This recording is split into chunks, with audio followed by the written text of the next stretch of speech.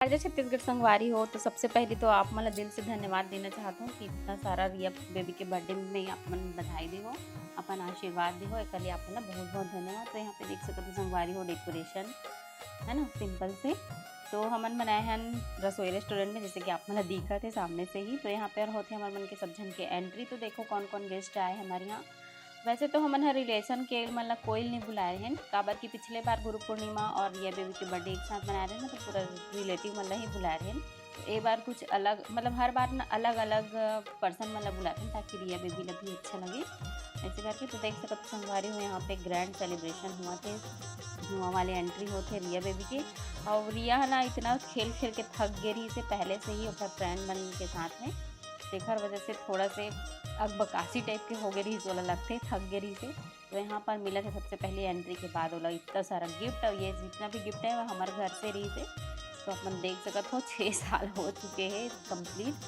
6 ठन birthday gift रखा है ओकर, जे लैके करके उठा थे है ना। लास्ट हमें उठा नहीं सका थे बेचारी, इतना सारा भारी भरकम गिफ्ट हो गया रही सकर। तो आप मन बताना संगवारी हो बर्थडे सेलिब्रेशन कैसे लगा कि छोटे से करें। वैसे हमन सोचथन कि बाकी सबके बर्थडे ला तो नहीं मनान, बेटी के बर्थडे ला अच्छा से मना लेथन ऐसे करके। तो यहाँ पर मैं बताना चाहता हूँ कि हमारे यहाँ कौन कौन गेस्ट आए रही से। जितना भी रही से लोकल यहीं के रही से, ओखर सहेली मन रही से, पूवी, नित्या, शिवांगी और कुछ फ्रेंड मन नहीं आ रही से है ना। तो देख सकते हो केक के डिज़ाइन कितना अच्छा लगा। आप मन कमेंट करके बताना आप मन कैसे लगा थे। और रिया बेबी कैसे दिखा वाला भी कमेंट करना।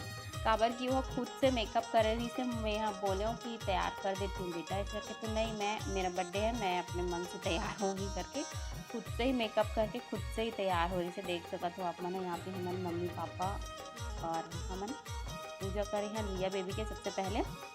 ओकर बाद नानी नाना मामी मामा मन करी, ओकर बाद फिर केक कटिंग करी से अपन फ्रेंड मन के साथ में। आगे आप मला देखे बर मिली। तो यहाँ पर देख सकते हो मोक्ष बाबू कितना बड़े हो चुके हैं है ना। तो यहाँ पर फायर वाले करा था, तो रिया बेबी ने बोला था कि ते करना बेटा ऐसे करके। तो वो है ना थोड़ा डर गई से, तो मुहिल करे लगी संगवारी हम बोल। इतना अजीब लगा था जिसे एकदम बेकार लगा था इसमें, पता नहीं काबर कि पिछले बार भी रिया अच्छा से कर ले रही तो हमने इस बार भी सोचे कि अच्छा से ही करी, लेकिन नहीं वो तो नहीं करो, डर लगा था इसे करके बोल रही ना। तो ज़बरदस्ती मोला कर लगी से।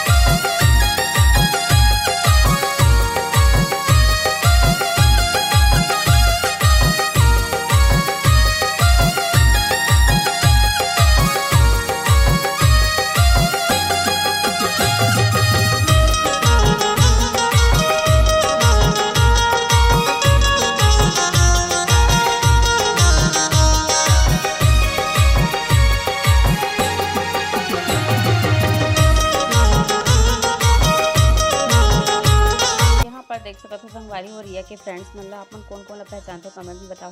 और हाँ, चेतना मैडम मन भी आ रही से, है ना, सबको एक एक करके गिफ्ट वगैरह देत रही से। मामन हमन तो दे ही चुके रहे यार शिवांगी।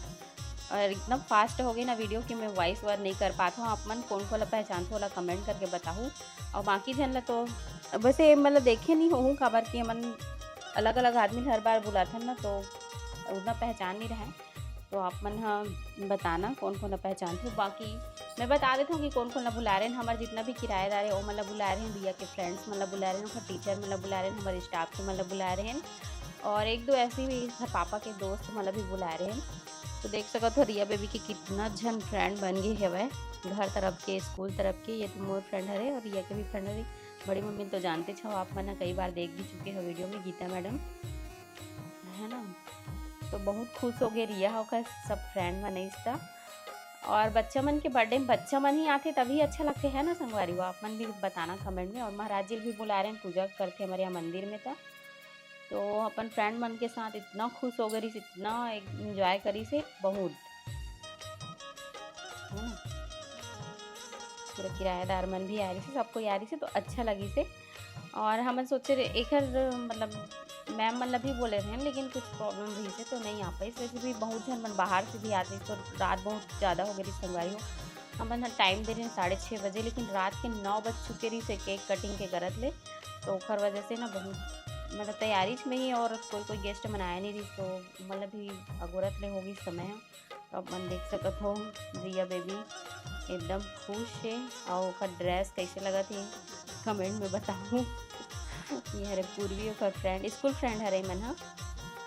और ये विधि की मम्मी, ये मन संगीता हरे, ये भी क्लासमेट हरे, पुष्पांजल यादव। और ये चाची तो आप मन जानत हो, छोटी भी जानत हो आप मन हा, है ना। और सबके गिफ्ट भी बहुत सुंदर है संगवारी हो। लेकिन मैं बोले रिया बेबी की गिफ्ट का भी बना देंगे बेटा छोटा सा। तो बोलते कि नहीं मम्मी मुझे खोलना है, हर चीज़ को वीडियो में मत दिखाओ। ऐसे करके गिफ्ट बहुत सारा है संगवारी वो, एकदम अच्छा गिफ्ट आए। मतलब भी जाना था अपन ऋषि और मनीषा ला, देवर देवरानी हरे आप। तो यहाँ पे लगे खाना के स्टॉल। और बारिश नहीं हुई ना तो बाहर गार्डन में ही करा दें। पहले तो सोचे रहे हॉल में ही रखबो करके, लेकिन मौसम ठीक ठाक रही तो बाहर गार्डन से ही सारा कुछ सेलिब्रेशन करें। बस बर्थडे बस अंदर में रही थी।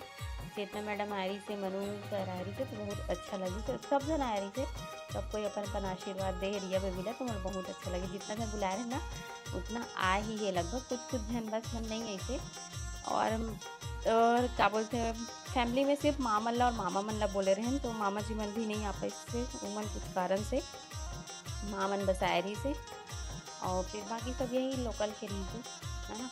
तो रात हम मतलब बहुत ज़्यादा हो गई से आगे। आप मतलब डांस की वीडियो भी देखे बार मिली, लास्ट में इतना अच्छा डांस करे हैं सब के सब, खास करके रिया बेबी। जब बोले ना एंट्री के समय डांस करना बेटा करके, तो नहीं करी, है ना। ओखर बाद जब पूरा हर चीज़ हो गई, ओखर बर्थडे सेलिब्रेशन हो गई, खाना पीना हो गया, ओखर बाद सबको इतना डांस करेगी। और खास कर रिया आप मन देखो ना एकदम खुश हो है ना। तो आगे आप मतलब देखिए मेरी डांस की वीडियो। तो चलो एंजॉय करो। हमारे वीडियो पसंद आए तो लाइक कर दो, और ज़्यादा से ज़्यादा शेयर करूँ। चैनल में ना हो तो सब्सक्राइब कर दूँ। 1 लाख सब्सक्राइबर जल्दी से कर दो यार।